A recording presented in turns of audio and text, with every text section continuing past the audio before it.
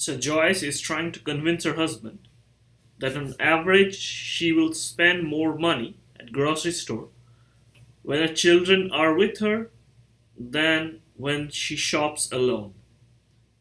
So her data is she collected 4 random receipts for trips with children, and the mean was this, and the sample standard deviation was this.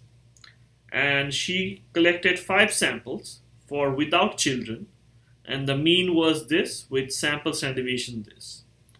So we have to do the test for 0.05 level of significance. So obviously it's a two populations problem, it's a means problem. Sigma 1, sigma 2 are unknown. Oh, by the way, I've written in red because I made some corrections. So sigma 1, sigma 2 are unknown. And it's a chapter 8 problem.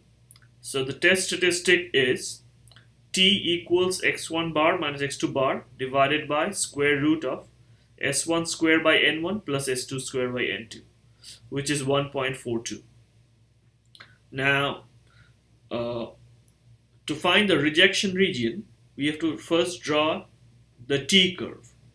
Now, which t curve is it? It's t with degrees of freedom, the smaller of n1 minus 1 and n2 minus 1. So that means 3 and 4. So I shall choose 3, degrees of freedom 3. Now it's a right-tailed test. So I shall choose the right tail. How fat should be the right tail? It should be like 0.05 fat. So one tail should be 0.05. So if we look up at the t table with one tail 0.05 and degrees of freedom 3, one tail 0.05 and degrees of freedom 3, we get 2.353. So when do we reject H naught? We reject H naught if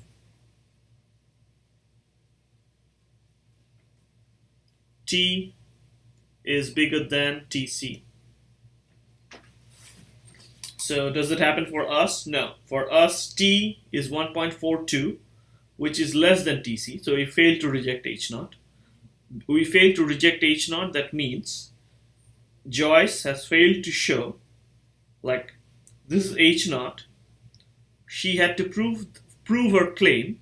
Her claim was that she spends more when she is with her children. She has failed to prove that. So Joyce has failed to show that she spends more when she is with children.